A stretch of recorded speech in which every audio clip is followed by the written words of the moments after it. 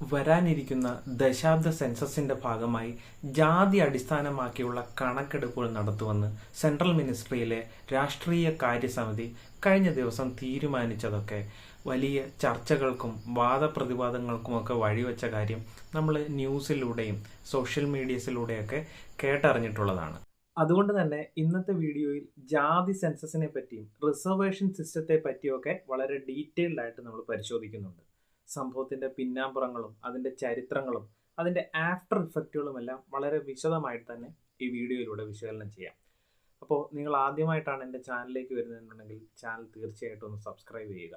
അപ്പോൾ ആ bell button കൂടി എനേബിൾ ചെയ്യുകയാണെന്നുണ്ടെങ്കിൽ നിങ്ങൾക്ക് എൻ്റെ എല്ലാ വീഡിയോകളും വളരെ ആദ്യം തന്നെ എത്തുന്നതായിരിക്കും.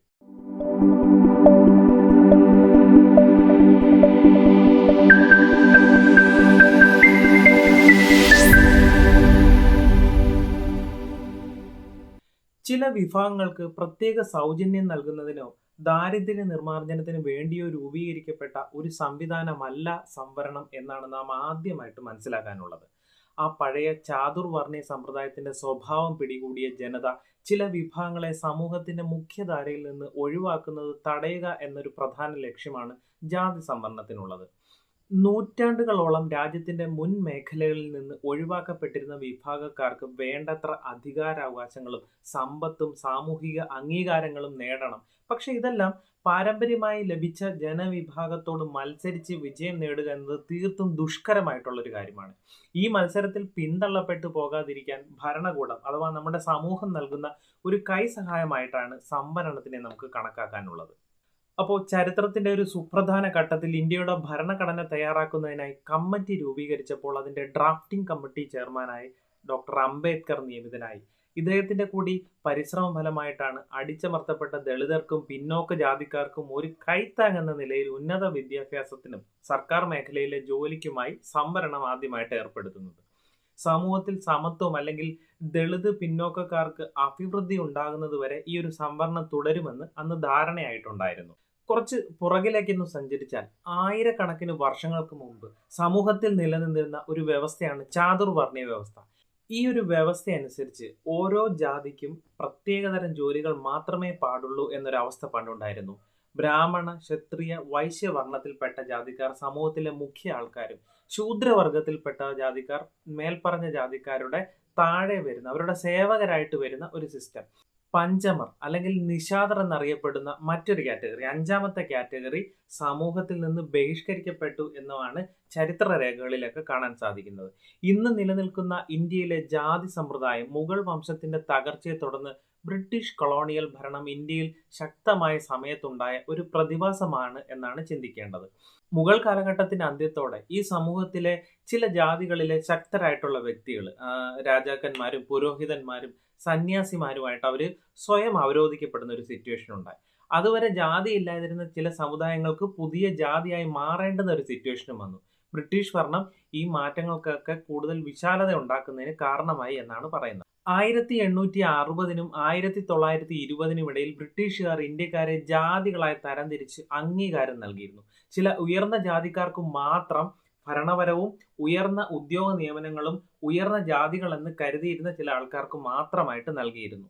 എന്നാൽ 1920-കളിലെ സാമൂഹ്യപരമായിട്ടുള്ള സംഘർഷങ്ങളൊക്കെ ഈ പോളിസിയിൽ മാറ്റം വരുത്തുന്നതിന് ബ്രിട്ടീഷുകാരെ പ്രേരിപ്പിച്ചു. അന്ന് തൊട്ട് കൊളോണിയൽ ഭരണാധികാരികൾ ധനവിവേചനം എന്നറിയപ്പെടുന്ന പുതിയൊരു പോളിസി നടപ്പിലാക്കി.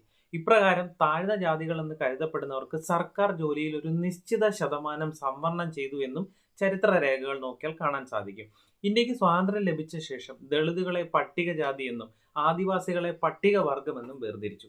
ജാതി അടിസ്ഥാനത്തിൽ ജോലി സംവരണമൊക്കെ രൂപപ്പെടുത്തിയപ്പോൾ ഇതുമായി ബന്ധപ്പെട്ട് അനേകം പുതിയ സംഭവ വികാസങ്ങൾ ഉള്ളതായി രേഖപ്പെടുത്തിയിട്ടുണ്ട്.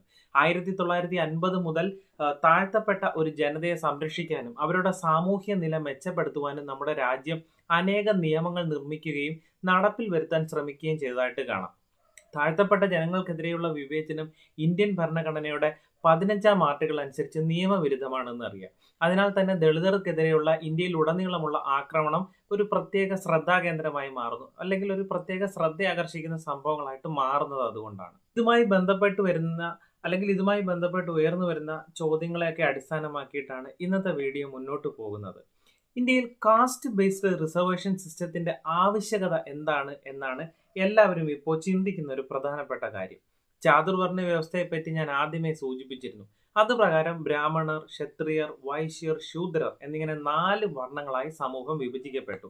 പരമ്പരാഗത 4 ജാതികൾക്ക് പുറമെ പലതരത്തിലുള്ള ഉപജാതികളും വരുന്നതായിട്ട് കാണാൻ സാധിക്കും. ബ്രാഹ്മണരെയും ക്ഷത്രിയരെയും 2 പ്രധാന ജാതികളായി കണ്ടിരുന്നു. വൈശ്യർ ശൂദ്രരെക്കാൾ ശ്രേഷ്ഠരായി കണക്കാക്കിയിരുന്നു. ശൂദ്രരെ 4 ജാതികളിൽ ഏറ്റവും താഴ്ന്ന ജാതിയായിട്ടാണ് കണക്കാക്കിയിരുന്നത്. എല്ലാ താഴ്ന്ന പ്രവൃത്തികളും ചെയ്യാൻ നിർബന്ധിതമാവുകയും ചെയ്തു. ഇതെല്ലാം പഴയ കാര്യങ്ങളാണ്.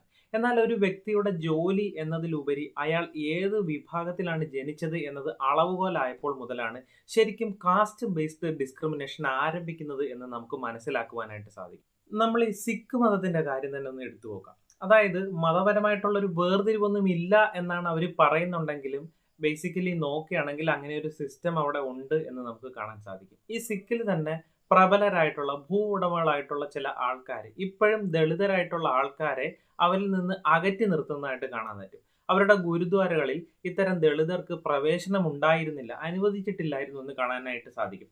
എല്ലാവരെയും ഒരുമിച്ച് നിർത്തേണ്ടത് ഒരു ജനാധിപത്യ രാജ്യം നിർമ്മിക്കുന്നതിൽ വളരെ വളരെ പ്രധാനപ്പെട്ട പങ്ക് വഹിക്കുന്ന ഒരു ഘടകമാണ് എന്ന് നമുക്ക് എല്ലാവർക്കും അറിയാം. സ്വാതന്ത്ര്യം ലഭിച്ച ശേഷം ഇന്ത്യ മഹാരാജ്യം സമാനമായിട്ടുള്ള ഒരു പ്രശ്നം നേരിട്ടു. രാത്രി മുഴുവൻ നന്നായി ഉറങ്ങിയിട്ട് രാവിലെ ഒന്ന് എഴുന്നേൽക്കാൻ നോക്കുമ്പോൾ നമുക്ക് കണ്ണു തുറക്കാൻ ഒരു പ്രയാസം അനുഭവപ്പെടാറുണ്ട്. അതുപോലെ തന്നെയാണ് വർഷങ്ങളായിട്ട് അവഗണിക്കപ്പെട്ട് തിരസ്കരിക്കപ്പെട്ട ഒരു സമൂഹത്തെ ഉയർത്തിക്കൊണ്ടുവരിക എന്നത് വളരെ പ്രയാസം പിടിച്ചൊരു പരിപാടിയാണ്. അപ്പോൾ അതിന് നാം സ്വീകരിക്കേണ്ടി വരുന്ന എഫേർട്ടുകൾ വളരെ വളരെ വലുതായിരിക്കും. അവിടെയാണ് ശരിക്കും റിസർവേഷൻ എന്ന ഒരു കൺസെപ്റ്റ് ഉയർന്നു വരുന്നത് എന്ന് കാണാൻ സാധിക്കും. എന്നാൽ ഈ ഒരു ആവശ്യം 1892 മുതൽ രൂപപ്പെട്ടതായി ചരിത്രത്തിൽ സൂചിപ്പിച്ചിട്ടുണ്ട്.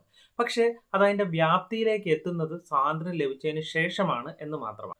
അപ്പോൾ ഈ സമാനമായിട്ടുള്ള ഒരു ആവശ്യം നമ്മുടെ കോൺസ്റ്റിറ്റ്യൂവന്റ് അസംബ്ലിയിലും ഉയർന്നു വന്നതായിട്ട് പറയപ്പെടുന്നുണ്ട്.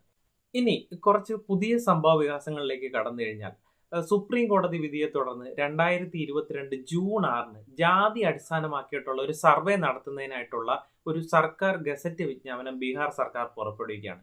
വീടുകളുടെ പട്ടികപ്പെടുത്തൽ, ജാതി സാമ്പത്തിക കണക്കെടുപ്പ്, ഇങ്ങനെ 2 ഘട്ടങ്ങളിലായിട്ടാണ് സർവേ നടത്തിയതെന്ന് കാണാം. ബീജക ബീഹാർ ജാതി ആധാരിത് ഗണന എന്ന മൊബൈൽ ആപ്ലിക്കേഷൻ വഴി ഡിജിറ്റൽ ആയിട്ടാണ് ഡേറ്റ ശേഖരിക്കാനുള്ള പദ്ധതി സർക്കാർ ഇട്ടിരുന്നത്. ഈ സർവേ നടത്തുവാനുള്ള ഉത്തരവാദിത്വം സർക്കാരിന്റെ ജനറൽ അഡ്മിനിസ്ട്രേഷൻ വകുപ്പിന് നൽകിയുണ്ടായി. IT പിന്തുണ നൽകുന്ന ബീഹാർ സർക്കാർ ഏജൻസിയായ ബെൽട്രോൺ അഥവാ Bihar state electronics development corporation limited mobile app വികസിപ്പിക്കുന്നതിന് മഹാരാഷ്ട്ര ആസ്ഥാനമായിട്ടുള്ള സ്വകാര്യ സ്ഥാപനമായിട്ടുള്ള ട്രിഗിൻ ടെക്നോളജീസിന്റെ സേവനം ഉപയോഗിച്ചു. ബീഹാർ സർക്കാർ കണ്ടിൻജൻസി ഫണ്ടിൽ നിന്നും ഏകദേശം 5 ബില്യൺ രൂപയോളം ഈ ജോലിക്കായി ചെലവഴിച്ചതായി പറയുന്നു. സർക്കാർ ജീവനക്കാരെ കൂടാതെ അംഗൻവാടി ജീവനക്കാരും 2021 മെയ് വരെ സർവേ പൂർത്തിയാക്കാനായി പ്രവർത്തിച്ചതായി പറയുന്നു. ജാതി അടിസ്ഥാനമാക്കിയുള്ള സർവേയുടെ ആദ്യഘട്ടം 2021 ജനുവരി 7 ബീഹാറിൽ ആരംഭിച്ച് ജനുവരി 21 അവസാനിക്കുന്നതായിട്ട് കാണാൻ സാധിക്കും. 2023 ഏപ്രിൽ 15 ആരംഭിച്ച് 2021 മെയ് 15 അവസാനിച്ച സർവേയുടെ 2ാം ഘട്ടത്തിൽ വീടുകളിൽ താമസിക്കുന്ന ആളുകൾ, അവരുടെ ജാതികൾ, ഉപജാതികൾ, സാമൂഹിക സാമ്പത്തിക സാഹചര്യങ്ങൾ മുതലായവ ശേഖരിച്ചു. ബീഹാർ സർക്കാർ പട്ടികയിലുള്ള 214 ജാതികളെ അവരുടെ സർവേയിൽ ഉൾപ്പെടുത്തുകയുണ്ടായി. പട്ടിക പ്രകാരം 22 എണ്ണം പട്ടികജാതിയിലും 32 എണ്ണം പട്ടികവർഗത്തിലും 30 എണ്ണം പിന്നാക്ക വിഭാഗത്തിലും 113 എണ്ണം അങ്ങേയറ്റം പിന്നാക്ക വിഭാഗത്തിലും 7 എണ്ണം ഉയർന്ന ജാതിയിലും ഉൾപ്പെടുത്തുന്നു എന്ന ഫൈനൽ ഒരു കണ്ടെത്തൽ അവിടെ ഉണ്ടായി. ഇങ്ങനെയൊക്കെയാണെങ്കിലും ജാതി സർവേ കണക്കുകളെ സംസ്ഥാനത്തെ പല രാഷ്ട്രീയക്കാരും വെല്ലുവിളിക്കുന്ന ഒരു കാഴ്ച കൂടി കണ്ടു. ചില ജാതികളുടെ സംഖ്യ പെരുപ്പിച്ച് കാണിക്കുകയും മറ്റുള്ളവരുടെ ജനസംഖ്യ കുറവായി ചെയ്യുന്നതായിട്ടൊരു ആരോപണമൊക്കെ ഉണ്ടാവുകയുണ്ടായിരുന്നു. രാഷ്ട്രീയ നേട്ടങ്ങളൊക്കെ കൊയ്യുന്നതിന് വേണ്ടിയിട്ടാണ് ഇത് ചെയ്തതെന്ന് സംസ്ഥാനത്തെ പ്രമുഖ പട്ടികജാതി പാർട്ടി നേതാവ് ചിരാഗ് പാസ്വാൻ ആരോപിച്ചിരുന്നു. കുശ്വാഹ ജാതിയുടെ ജനസംഖ്യ സർവേയിൽ കുറവാണെന്ന് പരക്കെ ഒരു വിശ്വസിക്കപ്പെട്ടിരുന്നു.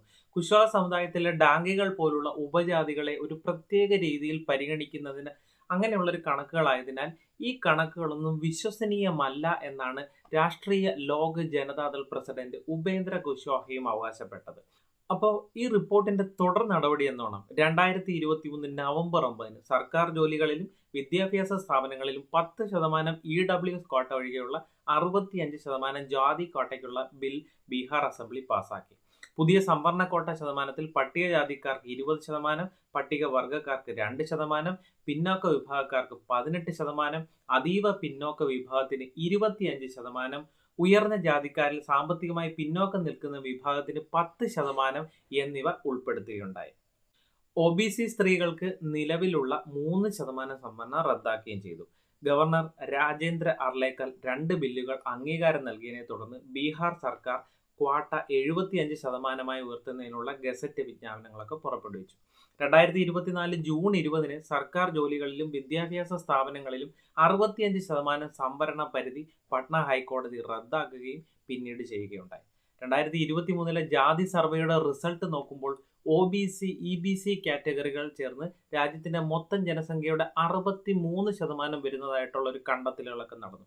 സംസ്ഥാന ദേശീയ തിരഞ്ഞെടുപ്പുകളിലെ പങ്കാളിത്തവും വിവിധ ക്ഷേമ പദ്ധതികളുടെ ഗുണഭോക്താക്കളാകുന്നതിലും ഈ 2 വിഭാഗം മുൻപന്തിയിൽ നിൽക്കുമെന്നതാണ് ഇതിന്റെ പരിണിത ഫലമായി വരുന്നത്. അപ്പോൾ അങ്ങനെ ആ ഒരു പോയിന്റ് ഓഫ് വ്യൂവിൽ നോക്കുകയാണെന്നുണ്ടെങ്കിൽ ഇവിടെ ഒരു മെജോറിറ്റി ഗ്രൂപ്പ് ഫോം ചെയ്യുന്നതായിട്ട് കാണാൻ പറ്റും. അത് വലിയ പ്രതിഷേധങ്ങൾക്കൊക്കെ ഇടവച്ചു. ഒരു സംസ്ഥാനത്ത് ജാതി സെൻസസ് നടക്കുമ്പോൾ അതിന്റെ നടപടിക്രമങ്ങളും അതിന്റെ പരിണിത ഫലങ്ങളും എന്തൊക്കെയായിരിക്കും എന്ന് വിശദമായിട്ട് മനസ്സിലാക്കുന്നതിന് വേണ്ടിയും അതിനോടൊപ്പം തന്നെ ഇത്തരം പ്രക്രിയകൾ വോട്ട് ബാങ്ക് രാഷ്ട്രീയത്തിലേക്ക് വഴിതിരിഞ്ഞു പോകുമോ എന്നൊക്കെ മനസ്സിലാക്കുന്നതിന് വേണ്ടിയിട്ടാണ് ബീഹാറിൽ നടന്നിട്ടുള്ള ജാതി സെൻസസ് ഇത്രയും ഡീറ്റെയിൽഡ് ആയിട്ട് ഞാനിവിടെ സംസാരിച്ചത്. ജാതി സംവരണത്തെ വേണമെങ്കിൽ നമുക്കൊരു വോട്ട് ബാങ്ക് രാഷ്ട്രീയത്തിനുള്ള ഉപകരണമായിട്ട് വേണമെങ്കിൽ കാണാൻ സാധിക്കും. ചില ജാതികൾക്ക് സംവരണം ചെയ്യുന്നതിലൂടെ രാഷ്ട്രീയ പാർട്ടികൾക്ക് അവരുടെ വോട്ടുകൾ നേടുന്നതിനായി ഒരു പ്രത്യേക ഗ്രൂപ്പുകളെയൊക്കെ ലക്ഷ്യം വെക്കുന്നതിനായിട്ട് സാധിക്കും. അപ്പോൾ അതൊരു ഫാക്റ്റ് തന്നെയാണ്.